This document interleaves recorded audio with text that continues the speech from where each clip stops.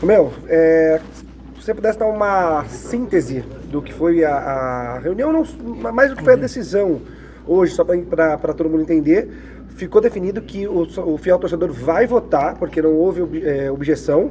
E agora qual é o próximo passo? Serão quantas propostas a serem colocadas em votação?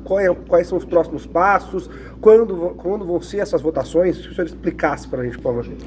Na verdade é uma audiência pública, não é uma reunião deliberativa. A gente continua a discussão, conforme foi deliberado pelo Conselho.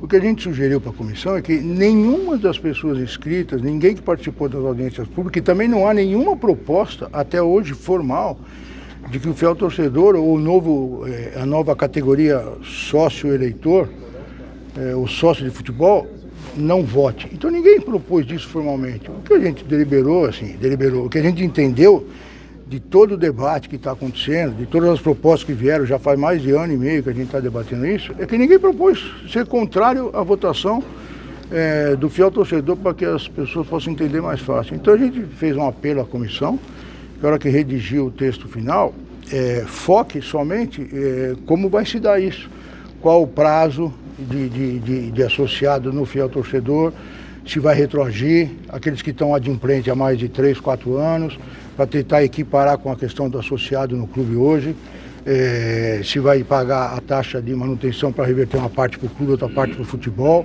como é que vai se adequar a essas propostas. Tem algumas propostas divergentes, diferentes, mas sempre no sentido de que o fiel vote, de que seja criada a nova categoria do sócio de futebol e que ele possa votar nas eleições, ou na próxima, ou na futura, mas todo mundo convergiu no mesmo sentido. Então o que a gente auscultou e passou para a comissão foi isso, falou, ó, não tem mais uma proposta que alguém fale, não vai votar, todo mundo fala que tem que votar, só não sabe quando, de que forma e a que preço. Então o que a gente pediu para a comissão pegar essa sinergia e deliberar nesse sentido. E aí ainda que apresente 2, 3 propostas, mas todas sejam no sentido de que vai votar e o Conselho delibera e depois o sócio, na Assembleia Geral, de que forma isso vai acontecer, mas ninguém falou não, ninguém foi contrário, então assim, não tem por que não atender esse apelo que eu acho importante para democratizar o clube. Só para fechar esse assunto, aí já os outros da minha parte, para não ficar nenhum fio desencapado. A partir de agora, então, isso vai para a comissão de reforma do estatuto e aí eles vão escrever 2 ou 3, tem uma quantidade específica de textos relacionados ao artigo 21 e isso vai ser colocado em votação no Conselho Deliberativo, certo? Isso, a comissão continua trabalhando no anteprojeto para virar um projeto. Eu acho que de tudo que foi debatido, de todas as propostas que tem, elas devem focar em 2 propostas, que vão ser semelhantes, mas com algumas diferenças, e depois o Conselho delibera qual da proposta vai aprovar, e aí também é associado em Assembleia Geral. Eu acho que deve focar sempre em 2 propostas, porque se não tiver convergência dentro do Conselho, a gente delibera em 2 propostas, votando separadamente nos artigos que não tiver convergência total.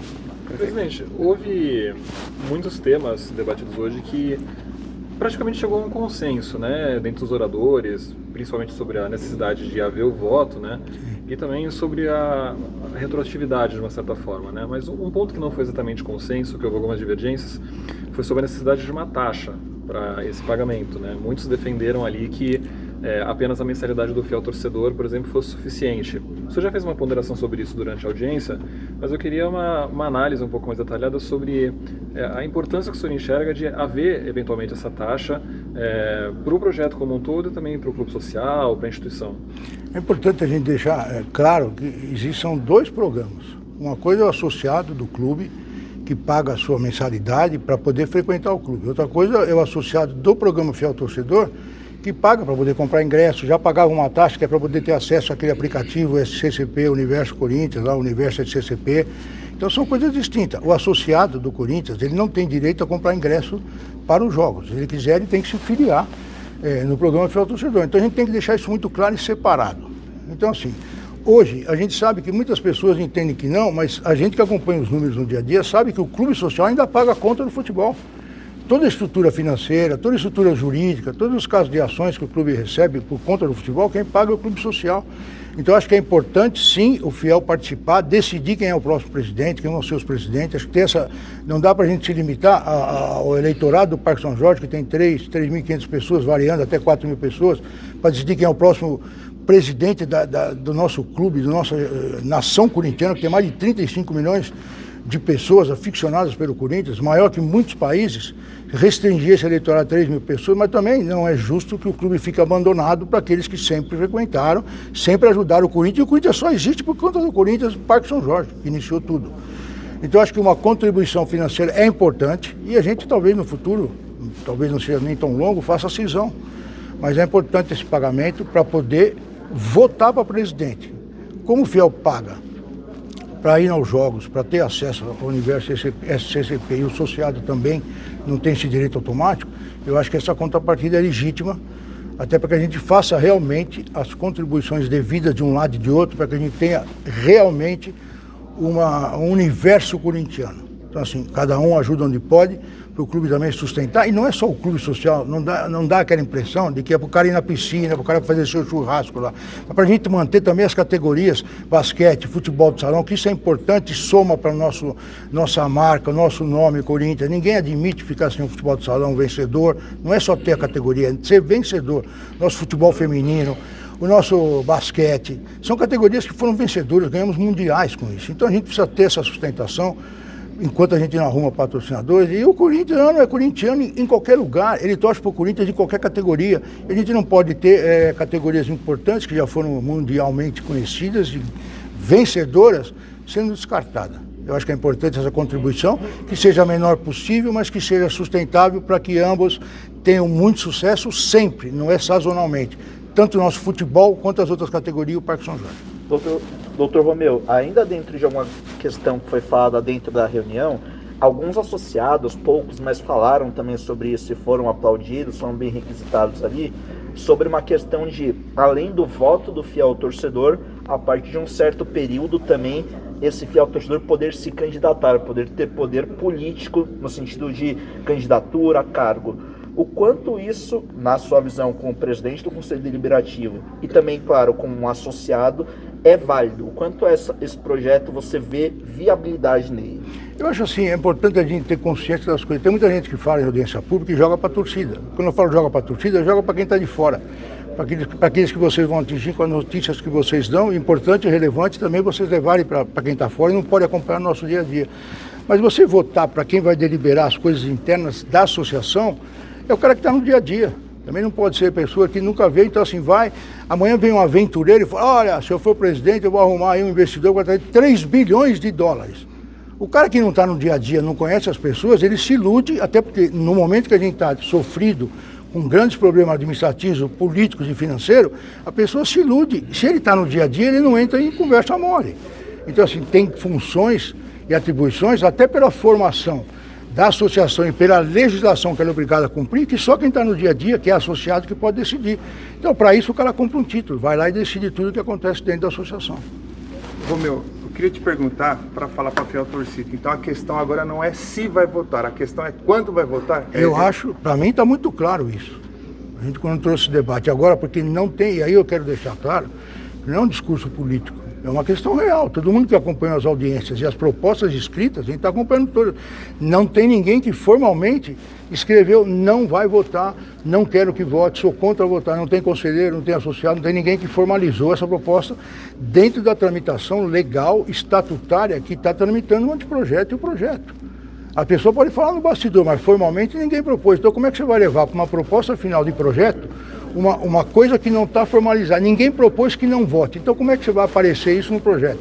No anteprojeto, ok, estava lá porque várias chapas propuseram que vote e várias outras não propuseram nada, ou seja, queriam manter o estatuto como estava. Agora está tendo uma reformulação grande. Nós ampliamos as audiências públicas e trouxemos temas para uma audiência única, exclusiva, só para falar disso.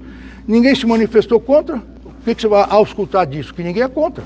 Então você tem que levar a proposta que favoreça o voto. Então assim, ninguém está inventando nada. Agora, ninguém teve a coragem de chegar lá e falar, não quero que vote. Então você tem que auscultar a vontade maior, uníssona do que a gente viu nas audiências e nas propostas escritas. Se não tem ninguém contra, por que nós vamos ser? Doutor, somente falando sobre essa questão que o senhor comentou, da possibilidade de até cisão do clube social com o futebol, é nesse caso do sócio torcedor, fiel torcedor, ter a possibilidade de realizar a votação, como ele fica resguardado juridicamente, ou até pelo próprio título dele, de fazer essa votação ao presidente? Eu acho que isso é uma coisa importante, que tudo isso está sendo previsto no novo estatuto. Não dá para você virar uma SAF sem ter uma previsão estatutária. Qual é o caminho? Não dá para você fazer uma cisão no futebol sem você ter uma previsão estatutária, qual é o caminho, até para garantir esse fiel torcedor que amanhã vai votar. Eu acho que nessas questões maiores, como eleger um presidente, decidir se o clube vai ser isso, vai ser aquilo, ele tem que votar, ele tem que participar dessa decisão. Para isso você tem que criar um arcabouço legal. Todos os clubes modernos hoje que reformularam seus estatutos a partir da nova Lei Geral do Esporte têm essa previsão. Qual é o caminho? Não quer dizer que vai ser ou não vai ser, mas você tem que ter o caminho que vai trilhar, senão vira um estelionato. Essas decisões têm que ser de dentro para fora. Eu acho que a hora que o fiel torcedor puder votar nessas votações, acho que ele tem que decidir também. Então, assim, ele nunca vai ser ludibriado. Até porque se amanhã for, ele vai ter que ser encaixado nesse projeto. Se amanhã o clube for virar uma SAF, dele mesmo ou de qualquer projeto, você tem que debater de uma forma muito transparente, clara, como está sendo o projeto do estatuto. É um debate à parte, grandioso, até para abrir para vários interessados. E o fiel torcedor, se ele estiver votando naquele momento, ele vai ter que ser ouvido, porque ele vai ser parte dessa engrenagem. Exatamente por isso que ele é importante. Porque se ele vai estar pagando para votar para presidente, ele tem que ter ouvido e também ser um eleitor para decidir qual é o destino da associação. Então acho que é relevante até para ter essa transparência e ele também decidir. Bom, eu hoje pago para votar para presidente. Então, assim, qual é a minha posição dentro de uma eventual SAF, dentro de uma eventual cisão do futebol? Eu continuo pagando, mas eu vou ser o que lá? Quero continuar, não quero continuar. Ele também precisa decidir nesse sentido. É importante ter essa transparência e essa clareza para que as pessoas saibam. Senão você vai largar e o Corinthians ele não pode se desassociar. Ainda que você tenha cisão, você tem que ter os orçamentos específicos e tal, porque os esportes amadores e os esportes olímpicos vão continuar dentro do clube associativo. E assim, a marca Corinthians não pode ser prejudicada em nenhum momento. Não é só ganhar o futebol e perder no resto. Nós queremos tudo vencedor e de primeiro mundo. Doutor, para finalizar da minha parte pelo menos, logo na sua abertura da reunião, você falou de um tema que não foi o tema dessa reunião de hoje, que foi sobre a questão da intervenção judicial. Você citou algo que foi falado, que o Conselho não havia respondido a uma solicitação do Ministério Público. Então, eu queria que agora, em on, o senhor pudesse falar sobre essa questão do que o... Não, assim, não é nem o Conselho, eu como presidente do Conselho, tenho uma afirmação no pedido de intervenção de que o Conselho não respondeu uma ordem judicial. Não é verdade. Aquele tópico que está ali não é verdadeiro. Tanto é que a gente está respondendo 10 processos por conta do impeachment do ex-presidente e em nenhum dos casos teve qualquer reparo judicial. Então dizer que nós não cumprimos, eu, na pessoa de presidente do Corinthians, não cumpri uma determinação judicial, não é verdadeiro. Se eu não tivesse cumprido, o ex-presidente tinha voltado. É porque o rito do estatuto não teria sido cumprido. Então assim, eu só discordei disso porque eu não acho justo fazer esse tipo de acusação. Então assim, eu acho desonesto, eu acho injusto, não acho correto fazer uma acusação contra o presidente do Conselho de que não teria cumprido a ordem judicial. Não é verdadeiro. Até porque se eu tivesse cumprido, eu teria que estar respondendo crime de desobediência. Presidente, aproveitando a pergunta anterior e já talvez projetando um pouquinho a sequência dos trabalhos. Na próxima segunda, lá no Parque São Jorge, a gente vai ter a sequência das audiências. É uma expectativa grande também, a gente fazer o que tem feito em todas, que as pessoas possam falar, contribuir, os que defendem se defender com argumentos, e os que são contrários falar também com transparência tal, e explicar por quê. Eu acho que a gente está fazendo nosso papel, garantindo as audiências públicas, ampliando o debate, inscrevendo todos aqueles que querem falar, dando a palavra, às vezes até fazendo contraponto, porque a gente não dá para a gente ficar ali também como uma geladeira fechada. A gente também tem opinião, a gente também milita no clube, eu sou sócio, sou conselheiro, eu já tive de todos os lados, enfim, de todos os lados que eu digo assim, como associado, como membro do conselho, agora como presidente, então a gente tem que enriquecer o debate. O debate é sempre, ele sendo respeitoso, ele é sempre importante, a gente tem que contribuir, tem que debater, enfim. Eu só acho desonesto, às vezes, as pessoas, às vezes, que foi o que me chamou a atenção e eu falei no começo da audiência.